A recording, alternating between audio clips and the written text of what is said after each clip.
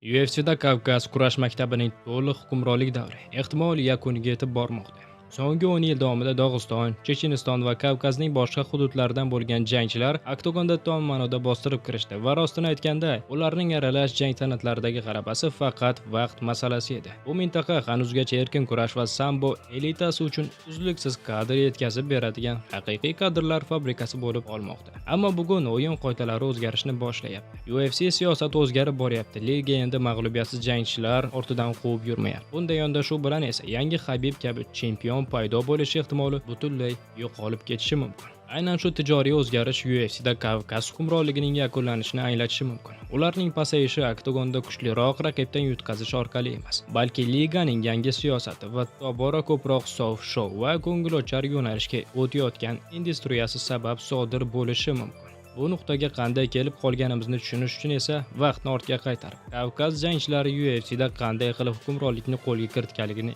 eslash kerak. MMA tarixi siklik bo'lib, bu allaqachon bir necha davrlarni boshdan kechirgan. Sportning ilk shakllanish davrida asosiy qoida Brazilian Jiu-Jitsu edi.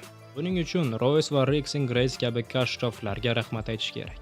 O'sha paytda boshqa hech bir yo'nalish Shimoliy Amerika arenalariga to'satdan kirib kelgan bu noyob tizimga qarshi hech narsa qo'ya olmas edi. O'sha davrlarda Mark Coleman, Randy Couture va Matt Hughes kabi kuchli erkin kurashchilar takedownlar va yerda jang qilishdagi shafqatsiz ground and pound texnikasi hisobiga hukmronlik qila boshladi. Ularning uslubi UFC'ning 8 burchak oktagoni formatiga mukammal mos tushdi. Chunki uning qoidalari Pride Fighting Championship'dagi ringdagi janglardan sezilarli darajada farq qilardi. Ammo 2000-yillarning o'rtalariga kelib vaziyat boshqa tomonga o'girildi. Oldingi takedownlarga nisbatan mukammal himoyaga ega bo'lgan zarba ustalari chiqdi. Rob Riggle uslubining davri. Eng yorqin vakili Chuck Liddell bo'lib, dunyo MMA'sida yetakchilikni qo'lga kiritgan yanada murakkab straykerlar, masalan, Anderson Silva uchun zamin yaratdi. Shu paytgacha cho'qqiga chiqqan atletlar aralash jang san'ati tushunchasining o'zini ifodalovchi jangchilar edi. Anderson Silva o'z davrida tarixdagi eng yaxshi zarba ustalaridan biri bo'lgan. Ammo shu bilan birga u klinch va yerda jangda ham halokatli tahdidni o'zida saqlab qolardi. Jon Jones esa juda kuchli kurash bazasiga ega bo'lib, yerga tushirish texnikasini ijodiy zarba uslubi bilan mukammal uyg'unlashtirib, haqiqiy inqilob qilgan. Bunday fenomenal universal jangchilar, masalan, George St. Pierre va Demetrius Johnsonning to'liq hukmronligini mustahkam taassurot qoldiradi. Sportning butunlay o'girilgan va mag'lub etib bo'lmas jangchi uchun ideal formula topilgan degan mustahkam taassurot qoldiradi. Go'yoki muvaffaqiyat formulasi topilgandek edi. Endi buyuk bo'lish uchun jangchi jangning barcha jihatlarida mukammal bo'lishi shart edi. Bir yoqlama mutaxassislar davri esa tugagan edi. Va garchi bu qoida global miqyosda hanuz amalda bo'lsa-da, yengil vaznda bir yulduz bunga teskari misol bo'ldi. Bu yigit butun dunyoga ko'rsatdiki, to'liq ustunlikka faqat bitta, ammo mukammal darajaga yetkazilgan mahorat orqali ham erishish mumkin. Eng qiyin janglardan biri Gilles Tuba bilan bo'lgandan tashqari, Habib yengil vazn toifasida barcha raqiblarini mag'lub etdi. Doimiy jarohatlar va og'ir vazn tashlashlari unga oltin kamarga erta yetishishga imkon bermadi. Ammo buni ishonch bilan aytishim mumkin. Habib Nurmagomedov rasmiy kamarni olishdan ancha oldin sayyoraning eng yaxshi yengil vazn jangchisi edi.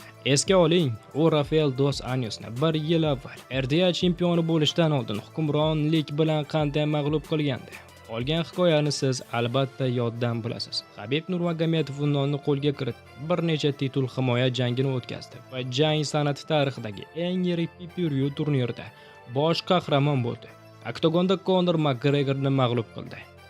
Ammo uning eng katta merosi bu faqat chempionlik unvoni emas. Habib Nurmagomedov kuchli harakatni boshlab berdi. U Kavkazning butun bir qator jangchilarini uning izidan borishga ilhomlantirdi. Bu mintaqa har doim iste'dodlari bilan mashhur bo'lgan. Ammo aynan Habib Kavkaz kurashchilari uchun MMA cho'qqisiga yo'l ochdi. Shunday bo'lsa-da, liganing so'nggi qadamlariga qaraganda, bu maktabning hukmronlik davri MMA tarixida birinchi marta sportning tabiiy evolyutsiyasi tufayli emas, balki rahbariyatning ofis qarorlari natijasida yakun topishi mumkin. 2025-yilda Islom Makhachev va Hamzat Chimayev eng yirik ikki unvonli jangning bosh qahramoni bo'ldi. Hamzat Chimayev Dricus du Plessisga qarshi chiqib, o'rta vazn unvonini qo'lga kiritdi. Islom Makhachev esa bir kategoriya yuqoriga ko'tarilib, Jack Della Maddalenani mag'lub etib, yarim o'rta vazn kamariga ega bo'ldi. Qiziq, ikkala jangchining ssenariysi deyarli bir xil bo'ldi.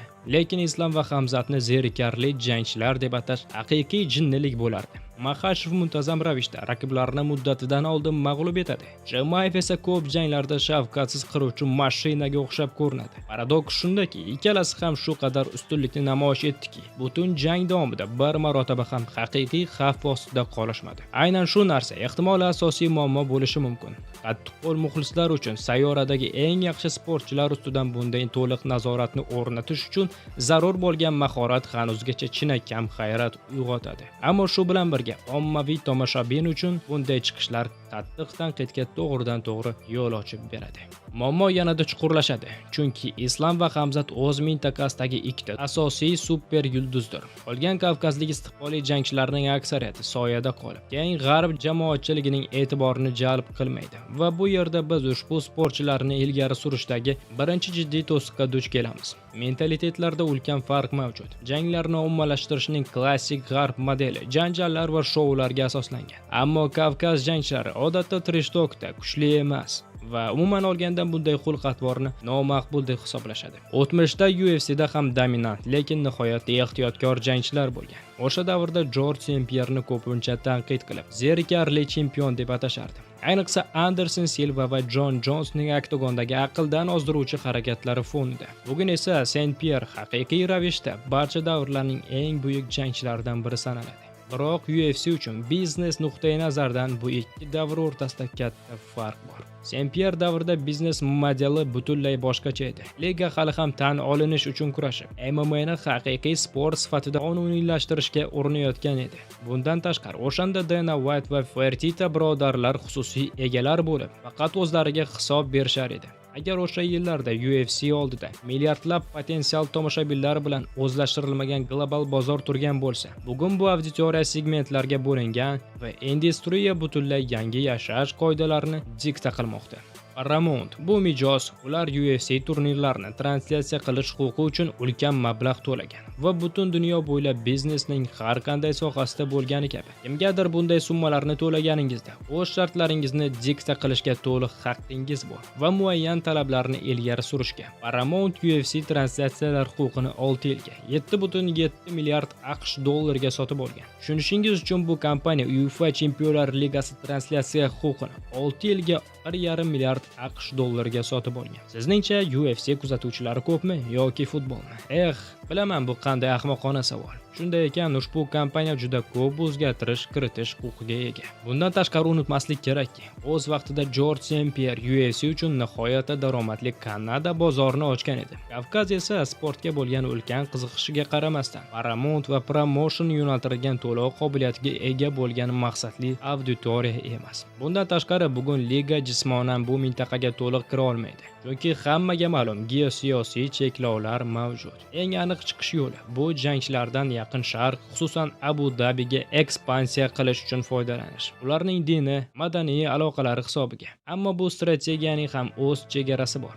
Abu Dabi Kanadada, Braziliya yoki Buyuk Britaniya kabi ulkan iste'mol bozori emas. Bu ko'proq katta pullarga ega, strategik va imijli hamkor. Va hozir Paramount bilan shartnoma davrida bu muammo keskinlashish xavfi ostida. Shubhasiz, Islom, Habib va Hamzat bu jahon miqyosidagi yulduzlar. Ammo UFC'da boshqa jangchilar ham bor. Magomed Ankalayev, Umar Nurmagomedov, Mavsar Yevloyev. Ularning kamar olish imkoniyati kam emas. Biroq ularning ommaviyligi va g'arbdagi mashhurligi bir necha barobar past va biznes uchun eng dahshatli narsa shuki, ularning chempionligi muqarrar ravishda kassabop afsonalarning barbod bo'lishini anglatadi. Vaholanki Alex Pereira, Sean O'Malley va Alexander Volkanovski bu esa Amerika auditoriya uchun millionlab tomoshalar va pullik translyatsiyalar sotuvini amalga oshirishadi. Mutlaqo tasodif emas. Armand Sarukyan va Mavsar Yevloyev kabi top jangchilar hozirda sun'iy ravishda chempionlik janglaridan chetlashtirilmoqda. Dana White buni hech qachon omma oldida matbuot anjumanlarida tan olmasa ham, umumiy manzara o'zi uchun gapirib turib, promotion astoydil qarshilik ko'rsatmoqda.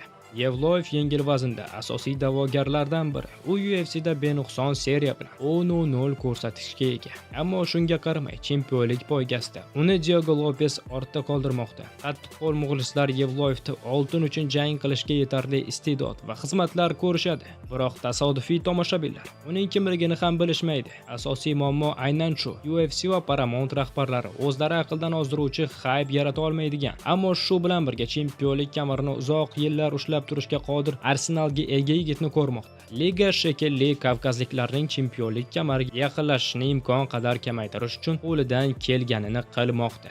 Eng dahshatli misol Muhammad Makayev. U mag'lubiyatsiz holatda UFC'dan ketkazilgan tarixda ko'plab jangchilardan biriga aylandi. Bu britaniyalik dog'istonlik eng yengil vazn divizioniga endi kirib kelgandi.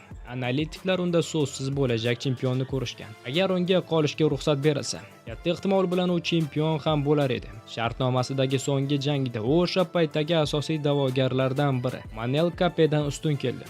Go'yoki biznes mantig'i aniq. Sizda chempionlik salohiyatiga ega yosh, mag'lubiyatsiz, istiqbolli jangchi bor. Tashkilot uni qayta imzolash uchun hamma narsa qilish kerak. Biroq buning o'rniga ular shunchaki unga eshikni ko'rsatishdi. So'nggi 1-2 yil ichida yangi atletlarni imzolashga bo'lgan yondashuv tubdan o'zgardi. Bugun Rossiya tomon UFC tarkibidagi jangchilar soni bo'yicha uchlik yetakchilar qatorida mustahkam turibdi. 2010-yillarda biz haqiqiy bumni kuzatgan edik. Liga Kavkazdan iqtidorni ommaviy ravishda sotib oldi va bu to'lqin dunyoga Habib Nurmagomedov, Islam Makhachev va Hamza Chimaev kabi bir qancha dominant chempionlarni sovg'a qildi. 2025-yilning ikkinchi yarmida UFC 52 nafar yangi sportchi bilan shartnoma imzoladi.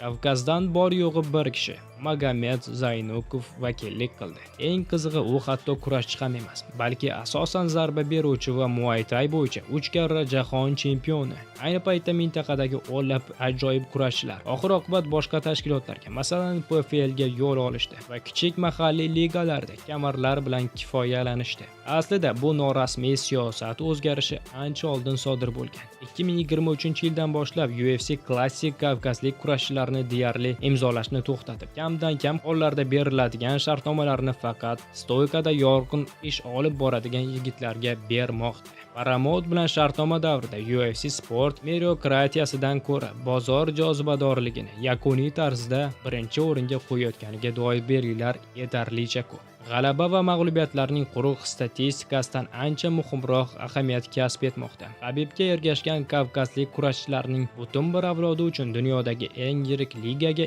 eshik abadiy yopilishi mumkin. Dog'istondan bo'lgan elita erkin kurashchilar chetda qolish xavf ostida ekan. Shou biznesning korporativ qoidalariga o'ynashga tayyor bo'lgan jangchilar asosiy ulushni qo'lga kiritmoqda. Siz nima deb o'ylaysiz? O'z fikringizni izohlarda yozing. O'qish men uchun qiziqarli bo'lardi. Like va obuna bo'lishni unutmang. Davom etamiz.